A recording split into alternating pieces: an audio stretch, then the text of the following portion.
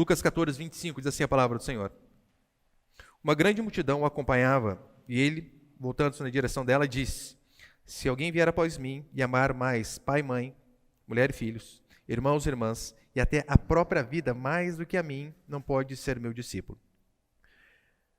Quem não leva a sua cruz e não me segue, não pode ser meu discípulo. Pois qual de vós, querendo construir uma torre, não se senta primeiro para calcular as despesas, para ver como acabá-la, para ver se tem como acabá-la? Para não acontecer que depois de haver posto os alicerces e não podendo acabar, todos os que viram comecem a zombar dele, dizendo: este homem começou a construção e não conseguiu terminá-la. E depois o restante eu vou explicando a partir do verso 31. Olha para cá, por favor. Os irmãos se lembram, na última semana, eu falei sobre a passagem anterior aqui, né, sobre a parábola do grande banquete, e eu deixei claro que aquelas desculpas que as pessoas estavam dando para servir a Deus é a mesma desculpa que muitas vezes nós usamos. Sim, nós somos especialistas em dar desculpas para não obedecer a palavra. Especialistas. E quando eu digo dar desculpas, eu não digo em relação a coisas pecaminosas. Eu tento vencer o pecado, mas não consigo. Não, porque o texto não diz em relação a essas coisas. Diz de coisas lícitas. Aquisição de bois, de terrenos, casamento. Este é o grande problema nosso, às vezes usamos coisas lícitas como desculpas para não servir a Deus. E então Jesus aqui, ele introduz uma outra parábola que ele vai falar a respeito de renúncia. Renúncia. Por quê? Jesus, ele nunca nos enganou, dizendo que a vida com ele seria vida fácil. Que não teríamos que abrir mão de coisa nenhuma. Que a vida com Deus é praticamente um céu de brigadeiro, sem problemas alguns. Não. Ele sempre deixou claro que andar com ele tem um preço e o preço é caro. Sim, a salvação é pela graça. Mas depois que essa graça nos alcança, há um alto preço a se pagar para ser discípulo de Jesus Cristo. E é exatamente o que ele vai dizer aqui. Ele não exige apenas muito de nós. Não. Se Jesus exigisse muito, até que estava bom. Ele exige tudo. Tudo. Como o Senhor, ele exige tudo. Ele não quer apenas, olha, o seu coração, como muitos dizem, né? Olha, Deus quer o seu coração. Não, querido, ele não é cardiologista, pode ficar tranquilo. Ele quer que eu e você tenhamos uma devoção completa e inteira a Ele. Todas as áreas da nossa vida. E ele vai falar que a nossa devoção a Ele deve ser maior do que os laços fraternais mais amorosos possíveis. E ele começa citando aqui: pai e mãe, marido e esposa, irmãos e irmãs. O nosso amor a Cristo deve estar à frente dessas coisas. E eu vou passar apenas 2 princípios aqui. Põe o primeiro ali, por favor, meu irmão. A primeira coisa que nós vemos é renúncia aos laços familiares. Acompanhe comigo o versículo 25 e 26 de novo. Uma grande multidão o acompanhava, e ele, voltando-se na direção dela, disse: se alguém vir a mim e amar pai e mãe, mulher e filhos, irmãos e irmãs, e até a própria vida mais do que a mim, não pode ser meu discípulo. Veja, o compromisso com Jesus Cristo exige primazia absoluta. Não há reservas. Dedicação absoluta é o que ele diz. Nada, nem ninguém, absolutamente ninguém, pode se interpor entre nós e Deus. Não deve haver ninguém no meio do caminho. E ele vai citar que esse alguém não pode ser nem mesmo as pessoas que nós mais amamos. Tem algumas versões, né, que está traduzido assim: aquele que quiser vir após mim e não aborrecer pai e mãe, ou tem até odiar, né? Aquele que quiser vir após mim e não odiar pai e mãe, não odiar no sentido, né, de não gostar, óbvio, a Escritura diz que temos que amar o inimigo, né? Não temos que odiar ninguém. Mas a tradução a qual nós lemos aqui ao meio do século XXI, ela traduz muito bem, que o nosso amor a Cristo deve ser maior que o amor a qualquer pessoa. Como ele diz aqui no verso 26, né? Se alguém vier a mim e amar pai, mãe, mulher e filhos, irmãos e irmãs, e até a própria vida mais do que a mim, não pode ser meu discípulo. Ou seja, o nosso maior amor deve ser reservado ao nosso Senhor Jesus Cristo. E como eu disse, ele começa citando as maiores autoridades sobre nossas vidas. Ele começa citando assim: pai e mãe. O amor que você tem pelos seus pais, ame-os de todo o seu coração. Não deve ser maior do que o seu amor por Jesus Cristo. E é óbvio, né? As irmãs que são casadas, a partir do momento que casa, a maior autoridade na vida da mulher é o marido. Mas antes disso, a maior autoridade em nossa vida são os nossos pais. E o amor aos pais, lembrando, é uma ordenança. É o primeiro mandamento com promessa. Honra teu pai e tua mãe, para que te prolongue os seus dias, para que te vá bem. A Escritura diz que nós devemos honrar os nossos pais de todo o nosso coração, independente de quem eles sejam. Mas o nosso amor a eles não pode ultrapassar o nosso amor a Jesus Cristo. Não. Essa coisa de fazer tatuagem de amor só de mãe é um absurdo. Tatuagem é um absurdo, mas em relação ao amor só de mãe é um absurdo. O amor é o de Deus. E eu sei que nós, em se falando de pai e mãe, queridos, nós sempre teremos mais dívida com os pais. Sempre teremos mais dívida com eles. Ainda que você cresça, trabalhe, prospere, enriqueça, e você tenha condições de dar lá, seja 5 vezes, o que os seus pais gastaram com você durante toda uma vida. Imagina o gasto que eles tiveram com você durante toda uma vida. Ainda que você enriqueça tanto ao ponto de poder dar a eles 5 vezes o que eles gastaram com você. Ainda assim, nós sempre estaremos em dívidas com os nossos pais. Por que sempre estaremos em dívidas? Primeiro, eles nos deram a vida. Isso aí já seria algo onde não cabe argumento, não cabe recurso. Independente de quem tenha sido seus pais. Talvez você nem os conheceu. Ele pode ter feito você e ter fugido. A sua mãe pode ter te colocado ali no lixo e alguém ter passado e pegado. Sua mãe pode ter sido uma mulher da vida e seu pai um drogado. Não importa. Sempre estaremos em dívida para com os nossos pais. Primeiro, porque eles nos deram a vida. Segundo, porque eles nos ajudaram na hora em que nós mais precisávamos. Pegue um bebezinho, 20 dias, um mês que seja, e deixe fazer caquinha na fralda. E deixe-o na cama. Não o troque. Não o alimente. Não faça nada. Sabe o que vai acontecer com ele? Vai morrer. Vai morrer. Não sobrevive. Os nossos pais, eles nos ajudaram na parte da nossa vida em que nós éramos mais necessitados. Por isso que nós sempre estaremos devendo. Veja se não é verdade. Os pais sem os filhos, depois de adultos, continuam sendo pais. Não muda muita coisa. Na verdade, depois que cresce, às vezes traz problema, né? Mas os pais conseguem viver sem os filhos depois que eles estão adultos. Filhos não conseguem sobreviver sem os pais quando são crianças. Então nós sempre teremos uma dívida. E Jesus começa dizendo justamente isso, que olha, esse referencial de amor, de mãe para com filho, de pai para com filho, de filho para com os pais, que é um amor que deve ser muito grande e intenso, mas não deve estar à frente do nosso amor para com o nosso Senhor Jesus Cristo. E ainda assim, Jesus Cristo diz, honre seus pais e ame-os da melhor maneira possível. Não a ponto de colocá-lo em pé de igualdade ou até mesmo à frente do nosso Senhor Jesus Cristo.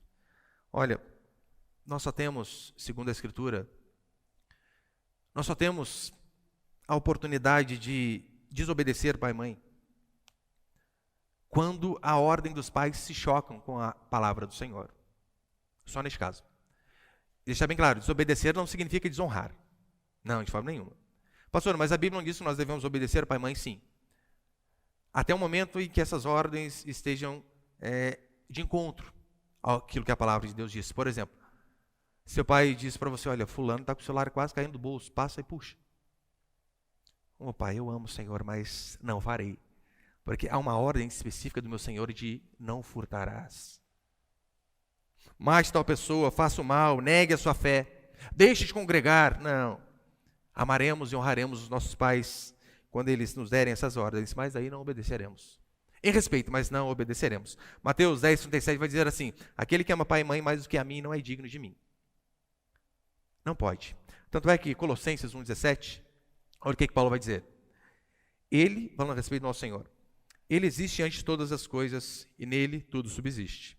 Ele também é o cabeça do corpo, que é a igreja, é o princípio, o primogênito dentre os mortos, para que em tudo tenha primeiro lugar. Ou na versão revista e atualizada, em tudo tenha primazia. Quem deve ser o primeiro lugar em nossas vidas? Deus. Ele, e apenas Ele. Devemos amar pai, mãe, marido, esposa, mas não mais do que a Cristo. E por quê? Porque Ele exige devoção. E isso sim é devoção. Devoção por completa. Ninguém deve estar à frente dele, antes mesmo da nossa própria vida. Ele vai dizer depois, né? Nós devemos amá-lo até mais mesmo que a nossa própria vida. Mais do que os nossos desejos, mais do que os nossos anseios, mais do que os nossos sonhos, do que as nossas próprias vontades. A Escritura diz que devemos amar o Senhor. Devemos amar as pessoas de todo o nosso coração, seja pai, mãe, irmão, irmã, esposa, filhos, sempre. Mas você lembra em Mateus 22:37, quando o primeiro mandamento é assim: amarás o Senhor teu Deus de todo o teu coração, de toda a tua alma e de todo o teu entendimento. E só no versículo 39, o segundo mais importante: amarás o teu próximo como a ti mesmo. Mas o que vem primeiro? É o amor a Deus. Ele é o nosso alicerce, é isso que nós devemos fazer. Devemos sempre amar mais o Senhor que até mesmo as nossas próprias vidas. No verso 27, ele vai dizer assim: quem não leva a sua cruz e não me segue, não pode ser meu discípulo. Aqui você já começa a ver Jesus Cristo na contramão da psicologia moderna, por exemplo, né? Na contramão dos coachings, que diz o tempo todo que nós devemos ser uma autoafirmação, amor próprio, ame-se mais. Não, você não precisa se amar mais, você já se ama muito. O que a Escritura diz que nós devemos é nos amar menos. Ser menos egoísta e mais altruísta, pensar mais no outro. Devemos negar até mesmo as nossas próprias vontades. E ele diz, né, carrega a sua cruz. O que é cruz? Cruz é você carregar um fardo que não é seu em benefício de outro. Foi isso que nosso Senhor fez. Carregou o fardo de uma culpa e de pecados que não eram dele, para que outras pessoas fossem beneficiadas, no caso nós. E é isso que ele fez, ele diz, façam igual. Isso é tomar a cruz. E segundo, põe ali, segundo e último para encerrar. Segundo princípio, o alto preço para andar com Cristo. Acompanhe comigo o versículo 31, por favor. Ou qual rei, que antes de entrar em guerra contra outro rei, não se senta primeiro para consultar se com 10.000 pode ir de encontro ao que vem contra ele com 20.000? Mas pelo contrário, enquanto o outro ainda está longe, manda emissários e pede condições de paz. Aqui é mais uma parábola, óbvio, né? É de cunho espiritual. Jesus está falando em relação à salvação, mas há princípios naturais que nós devemos tirar e aplicar em nossa vida, porque... Oh, Jesus, calma aí. Acabou o tempo não, gente. Fica mais. Acho que é o Tiago, coloca o cronômetro 10 minutos para eu pregar. Pastor, acabou. Você que deu, né, Tiago? Acho que é o Tiago. Não, cadê, irmãos? Volta para cá. Veja, há um preço para se andar com Cristo. Há um preço. E essa parábola, como eu disse, por mais que ela... o foco dela é no espiritual, há princípios que eu e você devemos tirar, assim como tiramos a outra, né? Há princípios que você devemos tirar. Por exemplo, ele diz assim, ninguém começa uma construção sem ter condição, sem saber se ele pode terminar. Quando você vai fazer algo, é necessário planejamento. É necessário que se pare, que se sente, que se perceba o ambiente, que se faça cálculos para depois, então, entrar com o projeto. Por quê? Olha, pode acontecer isso aqui que ele disse. Você faz algo sem um planejamento e, de repente, no meio do caminho, você não consegue terminar. E você vai ser aquela pessoa que vai virar chacota no meio dos outros. Ó, o fulano começou e não conseguiu terminar. É isso aqui que ele diz. Calcular os custos é de suma importância. Em tudo, tudo. Se você... Olha o exemplo básico. Você quer trocar de carro. É necessário fazer um cálculo. Calma aí, isso aqui está no meu orçamento? Você tem, por exemplo, duas opções. Eu lembro quando eu fui trocar de carro. Penúltima vez. Agora eu estou com um carro velho, né? Antes eu estava com um quase dos Flintstones, pré-histórico. E eu lembro que eu fui trocar de carro, o irmão falou assim para mim, pastor, por que você não pega esse dinheiro, dá de entrada e financia o resto? E eu, na minha consciência, disse a ele, arreda, Satanás. Tu és para mim pedra de tropeço, não farei. Como assim fazer conta, fazer dívida? Não dá. Pastor ainda, não tem como financiar as coisas. Nada, nada, nada. Não se casa, né? Agora, do contrário, não tem como. Porque às vezes você tem as opções. Você analisa e você vê, olha, esse carro aqui é um pouquinho mais humilde, cabe no orçamento. Eu o compro, fico sem dívida. A pintura está meio baleada, está com os probleminhas aqui, faz parte. Ou eu compro aquele outro ali, ar-condicionado completo. E junto com ele vem aquela Bíblia, né, de 60 prestações, assim. Você não sabe o que é mais grosso, é a Bíblia ou é o seu carnê. E corre o risco de você, no meio da caminhada, não conseguir pagar e ter que devolver para quem financiou, para o banco. Vergonha. Vergonha. Por isso devemos calcular as coisas antes de fazer. Aí no meio do caminho você não consegue pagar, meu irmão, é terrível, é terrível. Agora, assim também ele vai dizer que em relação às coisas espirituais, em relação a Cristo, nós também devemos fazer cálculo, porque andar com Jesus Cristo tem um preço. E é muito mais caro do que um carro em 60 vezes. Pode ter certeza, muito mais. Ele diz assim, o preço para andar comigo não é um preço alto, é um preço que vai custar toda a sua existência. Calcule se é exatamente isso que você quer. Calcule. E o que Jesus Cristo constantemente na Escritura, ele diz para mim e para você, que nós teremos neste mundo. Não teremos vida boa. Infelizmente não é essa a promessa que ele tem para nós, pelo menos aqui. É necessário que você olhe para a Escritura e você lembre de João 16:33, que diz que no mundo teremos aflições. Isso é garantia. Não, isso não é pode ser que tenha. Certeza. Quer andar com Deus? Quer ser piedoso? Quer se santificar? Quer amar o Senhor? Meu querido, prepare-se para aflições. Prepare-se. Lembre-se de Mateus 7,14, onde ele diz que a porta é estreita e o caminho é apertado. Andar com Deus, sim, é difícil. Não, Jesus Cristo não nos enganou, não fez uma propaganda enganosa, dizendo que seria fácil, que seria tranquilo, que vai dar tudo certo.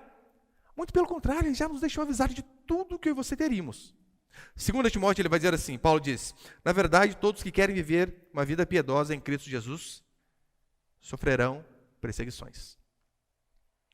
Todos que querem viver uma vida piedosa, veja que não é um subjuntivo, não dá uma ideia de dúvida, né? Pode sofrer perseguições, sofrerão. É afirmativo. Se você, de fato, decidir ser um cristão genuíno, no seu trabalho, na faculdade, na sua família, onde você mora, se você decidir ser um cristão genuíno, é impossível não haver perseguições. Pessoas tirando sarro, pessoas se menosprezando. É impossível, porque é o que a palavra do Senhor diz. Tanto é que se você se diz cristão e você não é perseguido em lugar nenhum, meu irmão, você tem que dar uma reavaliada no seu cristianismo. Como assim? Eu trabalho no meio de um monte de gente ímpia. E ninguém fala nada do meu posicionamento, do meu palavreado, das roupas que eu visto, da forma como eu me comporto. Quando você abre a boca e fala que você é crente, as pessoas tomam um susto. Você? Não sabia? Tristeza, hein? Eu não venho com essa desculpinha, não, que eu sou crente 007, né, infiltrado no meio do povo. Não. Se formos fiéis a Deus, seremos perseguidos. É por isso que ele diz, no verso 31, olha, se assenta, né? Se assenta, calcula, um processo calmo, cuidadoso. Cuidadoso. E é interessante que, por exemplo, a partir do versículo 32, a figura muda, né? Mas pelo contrário, enquanto o outro está ainda longe, ou seja, aquele rei que é maior do que nós, né? Mais forte, aquele que vem com 20.000, manda emissários e pede condições de paz. Pede condições de paz. Aqui a figura fica clara, olha, você está indo para uma batalha com 10.000 e de repente você vê, puxa, o exército ali é o dobro do meu tamanho. Você percebeu que aqui ele não diz assim, enfrente-o? Derrote-o? Não, mande emissários e peça condições de paz. Você sabe, há uma disputa aqui nesse mundo entre dois deuses. Um com D maiúsculo e outro com D minúsculo, óbvio, né? E quando eu digo um Deus com D minúsculo, eu não estou dizendo o diabo. Não é desta polarização que eu estou fazendo, que eu estou falando. Os dois deuses que existem nesse mundo, o primeiro é o nosso Senhor, Deus que fez os céus e a terra. O segundo é você. Você. Você é o pior concorrente para Deus. Você é o seu maior problema. Você é o que mais confronta aquilo que Deus ordena. Nós somos os que mais peitamos o Senhor. Nós somos assim. Tanto é que uma das orações mais difíceis de se fazer, e muitos às vezes não querem nem passar perto dela, é aquela bendita oração que o Senhor nos ensinou. Pai, que seja feita a tua vontade, não a minha. Sabe por que você não quer fazer essa oração e nem eu? É porque no fundo, nós não queremos fazer a vontade de Deus. Não queremos. Queremos fazer a nossa vontade. Nós oramos não querendo ouvir o que Deus tem a nos dizer, mas nós, a maioria das vezes, oramos querendo apenas ouvir um eco da nossa própria voz. Uma confirmação daquilo que nós já temos pré-estabelecido. Nós não queremos fazer a vontade do Senhor. Não queremos. Por que nós não queremos fazer a vontade do Senhor? Na maioria das vezes. Ora, a vontade do Senhor, muitas vezes, nos humilha. Humilha. A vontade do Senhor muitas vezes nos envergonha. A vontade do Senhor muitas vezes acaba com o nosso orgulho, com a nossa arrogância. Oh Deus, reconhecer que isso está errado. Isso aí joga o ser humano no chão. Mas a prova da nossa obediência a Deus, de que nós somos fiéis ao Senhor, não é de fato quando nós tomamos decisões baseadas naquilo que nós sentimos. Não é quando nós oramos a Deus perguntando assim, ora, o que é melhor nessa situação para mim? Não é isso. Não é isso que nós fazemos. Não é quando nós perguntamos, olha, o que eu acho certo? Nessa situação, o que menos me desgosta, o que menos me traz frustração, o que menos me traz angústia, o que menos me traz desconforto. Não é assim que oramos. Não oramos ao Senhor com base nas emoções a qual nós temos. Mas o certo é nós orarmos assim. Qual é a tua vontade? Qual é a tua vontade? O que o Senhor quer para a minha vida? E na maioria das vezes, querido, está explícito aqui na palavra. Não fazemos por rebeldia. Rebeldia. É claro, há algumas coisas que não tem como estar explícito. Por exemplo, com quem você vai casar? Não tem como, não tem o nome lá. Como que você acha que eu sabia que minha esposa seria Raquel? Está lá em 1 Coríntios capítulo 12, versículo 13? Não. Não sabemos essas coisas. Mas o padrão está em toda a Escritura. Busque alguém que professe a mesma fé, que tenha as mesmas crenças. Só aí você já ignora, você já descarta um montão. Daí tem aquela moça linda que mora lá perto da sua casa, ou que trabalha com você. Nossa, ela é linda, simpática, gente boa, só não é crente. Acabou. Já era. Mas tem outra ali, gente, feinha que dói. É crente firme. É possível que seja essa. A outra é certeza de não ser. Essa daí tem a possibilidade. É isso que a palavra do Senhor vai nos ensinar. Qual é a sua vontade? E você deve orar desse jeito, sabe por quê? No dia em que o seu coração estiver em conflito com a palavra do Senhor, não pense duas vezes antes de tomar a decisão. Siga a palavra, porque o seu coração é corrupto e enganoso, assim como o meu. Não tome decisões com base nas emoções, com base no que você está sentindo, ou às vezes até, estou bravo com a situação, e então você quer tomar uma decisão com base naquilo que você está sentindo. É uma das piores burradas que você pode fazer. Nós somos homens que perguntamos ao Senhor, qual é a sua vontade? E ainda que a vontade do Senhor vá contra tudo aquilo que a gente esteja sentindo, a vontade dele é boa, perfeita e agradável, e é Ele, apenas Ele que nós devemos obedecer. Olha, a maioria aqui conhece, mas eu lembro que quando eu fui pedir as contas do meu serviço para ser pastor, gente, que tortura. Que tortura. Eu estudei acho que uns 8 anos para passar naquele bendito concurso. Era o sonho da minha vida. Eu amava ser militar. Ganhava muito bem. Pula essa parte, senão começa a chorar aqui já. Ai, Senhor. Era muito bom. Oh Deus, mas eu me lembro o dia em que eu fui bater lá na porta do encarregado do meu esquadrão para dizer: estou indo embora. Sem exagero. Eu não enxerguei a porta na minha frente. Eu ficava assim, você é o Satanás na minha mente, não é possível. Não é possível.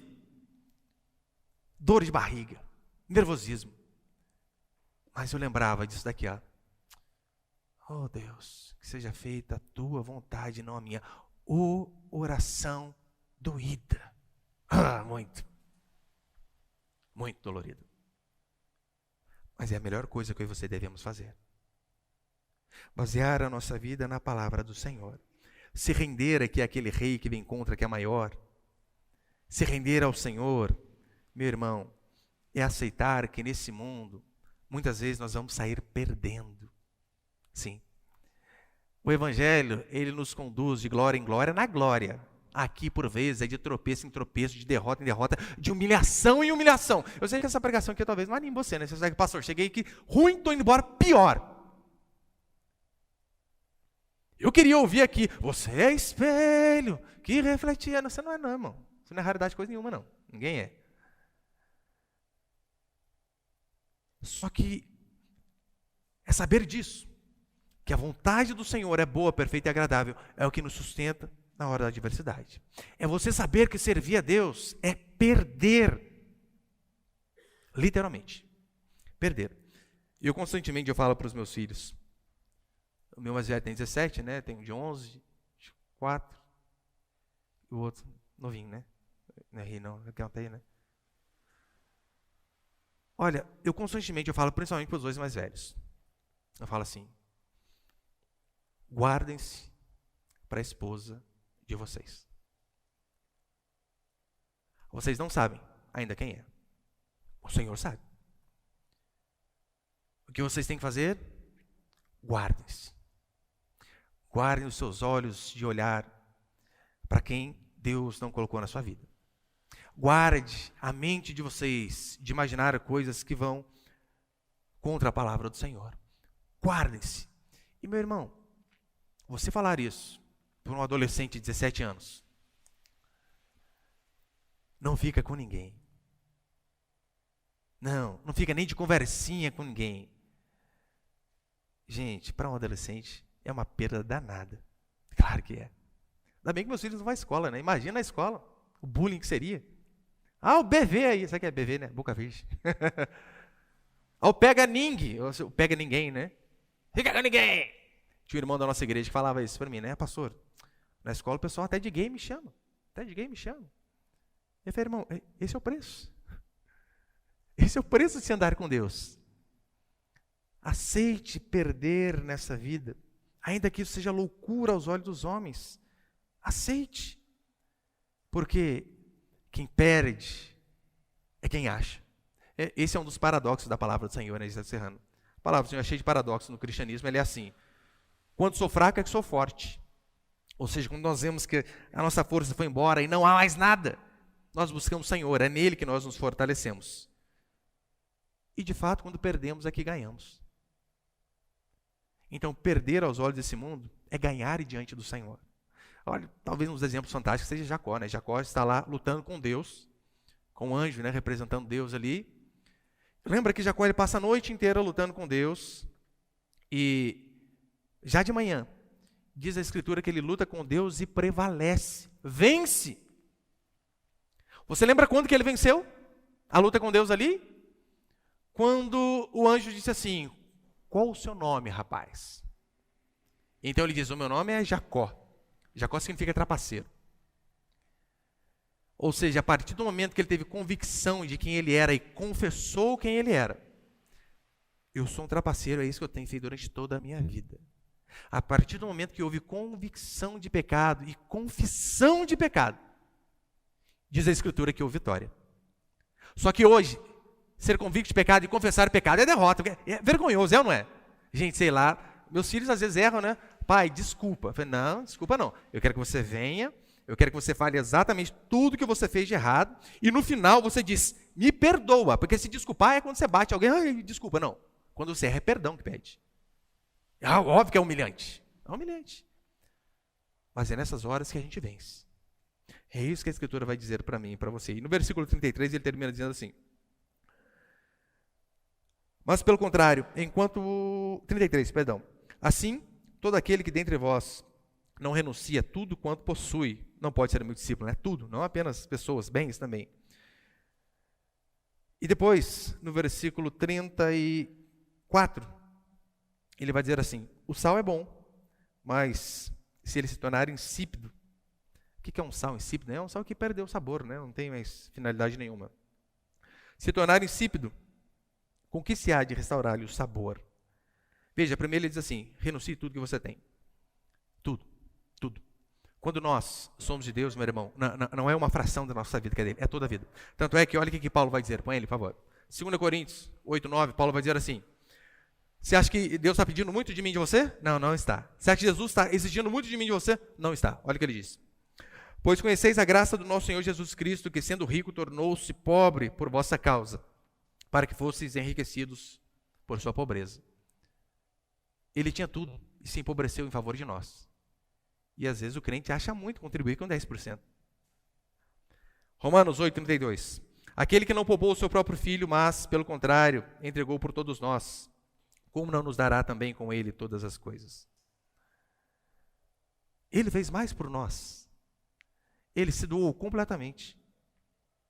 Por que nós não faremos igual? E como eu disse no versículo 34, fala a respeito do sal, né? Para mostrar que, primeiro, talvez ali Jesus Cristo ele estava falando para os fariseus, dizendo assim: olha, vocês de fato perderam o sabor da verdadeira religião que foi pregada pelos profetas que vieram antes. Jeremias, Isaías, Ezequiel, Daniel. Vocês talvez perderam o sabor dessa verdadeira religião dos antigos profetas e viraram apenas legalistas que ficam arrotando regras morais que não tem nada a ver com a Escritura. O que vai acontecer com muitos desses? Serão lançados fora. Você sabe, né? O sal ele tinha basicamente duas funções. A primeira era dar sabor. E a segunda, e talvez a mais importante, visto que não havia geladeira, era preservar as coisas para que elas não se apodrecessem. Então Jesus Cristo ele diz que nós, igreja, nós somos o sal da terra. Esse mundo ele só não está mais podre do que está por conta de nós. Filhos e filhas de Deus que ainda permanecem. E ele diz que nós, como sal, devemos estar aqui para influenciar as pessoas. Talvez o termo da moda hoje seria influencer, né? O que é influencer digital, né? Influencer cristão. Mas de fato é isso que temos que fazer. Nós estamos aqui para salgar, não estou dizendo por conta de grossura, né? Ser ignorante. Pastor, a Bíblia diz que nós somos sal da terra, eu sou sal grosso. Não, nada, não. Mas a Bíblia diz que nós estamos aqui para sermos diferentes. Estamos aqui para influenciar. Por isso é de suma importância que constantemente você se autoanalise. O quanto você tem influenciado as pessoas ao seu redor. Lá no seu trabalho, as pessoas sabem que você é cristão, que você é temente a Deus? Ou não tem nem ideia? A forma como você se porta, faculdade, trabalho, família, rede social, todos os lugares. Se você fosse acusado de ser cristão por um tribunal, você acha que o juiz teria prova o suficiente para condenar você? Se não, meu irmão, reavalie. Reavalie o seu cristianismo. Quanto você tem influenciado as pessoas? Quanto você tem sido servo e serva de Deus a ponto das pessoas verem: olha, esse aqui não é todo mundo, esse aqui é diferente. Para encerrar, o Warren Wiersbe diz assim: quando um discípulo perde o seu caráter cristão, torna-se imprestável e envergonha o nome de Cristo. Quando nós, de fato, perdemos o vigor do cristianismo, quando nós perdemos essa essência de sermos diferentes dos demais, é por isso que nós não podemos tentar o tempo todo atrair os jovens, sendo jovens como eles, usando as mesmas roupas, falando o mesmo linguajar. Não, não é para isso que estamos aqui. Estamos aqui justamente para ser diferente. E se eu e você não estamos sendo sal onde nós estamos, onde Deus nos plantou, se nós estamos perdendo o sabor, a única coisa que resta a mim e a você é, de fato, reavaliar o nosso cristianismo. Pedir perdão pelos nossos pecados, para que, como diz a Escritura, não sejamos lançados fora. Porque um sal que não salga não presta para nada, a não ser para ser lançado fora. Que Deus, de fato, tenha misericórdia da minha e da sua vida, que nós sejamos instrumentos de transformação aonde estivermos. Muitas vezes sem palavras. Não estou dizendo que você precisa chegar lá no seu trabalho, seus bandinhos vão tudo para o inferno. Vou pregar a palavra do Senhor para vocês. Não. Por vezes, seu comportamento, sua forma de tratar as pessoas, de agir, de falar, isso influencia a vida de muitas pessoas. E que Deus nos dê a graça de continuarmos sendo assim. Amém, meus queridos?